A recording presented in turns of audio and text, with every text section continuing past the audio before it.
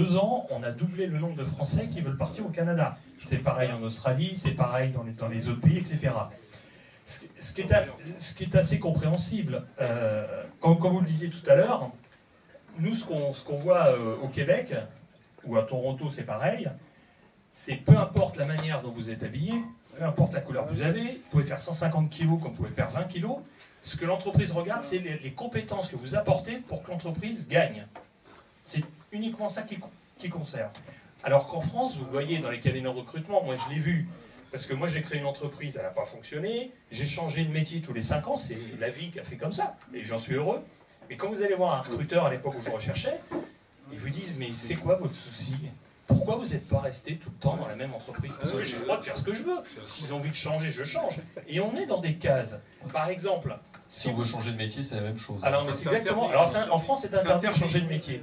En plus, pour les diplômes, si par exemple, les recruteurs vont vous dire, voilà, il faut que vous soyez dans le top 5 des écoles de commerce.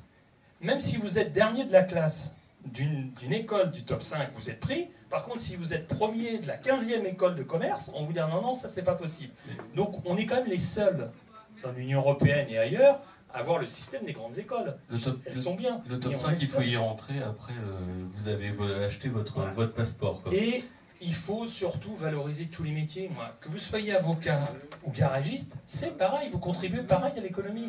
Et le problème, c'est qu'on a eu trop tendance, tout le monde, alors évidemment, quand vous êtes dans des dîners en famille, dès qu'il y a des enfants qui font avocat, médecin, on en parle, mais si vous avez des enfants qui sont ébénistes, qui sont éboueurs, qui sont n'importe quoi, personne n'en parle. Mais Frédéric, là, vous nous parlez de mentalité, comment changer ces mentalités, c'est-à-dire d'où doit venir l'impulsion? Par les élus locaux. C'est clair, ça doit partir de l'expérimentation, c'est ce qui fonctionne. Arrêtons de faire des grands plans sur la comète. Il y a les communes. Partons des communes, parce que les communes, c'est là où vous pouvez faire l'adéquation entre l'offre et la demande. C'est à partir de là qu'il faut faire des expérimentations. Vous l'avez créé, maintenant c'est modélisé. C'est ça qui fonctionne. C'est qu'il faut faire des expérimentations, si ça fonctionne, on le reproduit et on l'adapte partout. Frédéric, les médias n'ont pas un rôle à jouer un peu là-dessus aussi, sur l'image qui pourrait être véhiculée, sur Non, non. L'image, c'est l'image de tous les jours.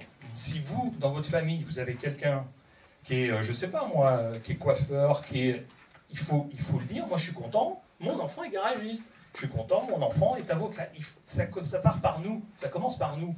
Il n'y a pas que les médias qui doivent véhiculer ça, il y a aussi le tous les jours. C'est un travail quotidien. Et voilà. Et moi, je vois un Nanterre dans les cités, le seul truc qu'on leur propose, c'est de dire, soit vous allez être chanteur, soit vous êtes fouleur professionnel. Ok, il y en a combien? Il y en a combien? Combien d'entre vous vont être millionnaires parce qu'ils sont chanteurs ou footballeurs? Et les autres, ils font quoi? Alors qu'ils pourraient être garagistes, ils gagneraient bien leur vie. Voilà. Non mais c'est dramatique, c'est ça. Le problème, c'est que, et vous avez entièrement raison sur l'entrepreneuriat, il faut aussi que dans ce pays, on ait la culture de l'échec. Parce que aux États-Unis, moi je vois aux États-Unis, le Canada que je connais bien, quand vous êtes planté, c'est un plus sur votre CV. Parce qu'on se dit, au moins il a osé. Donc celui-là, je le veux. Alors après, il a pu se planter parce qu'il a manqué, mais au moins il a des tripes, il a quelque chose. Ici, quand vous avez un échec en France, vous êtes blacklisté et c'est terminé. Vous êtes un perdant. Et donc il faut arriver dans ce pays à faire qu'on a le droit de se tromper dans la vie. D'ailleurs, on l'a tous fait dans notre vie, on s'est tous trompés. On n'est pas omniscient.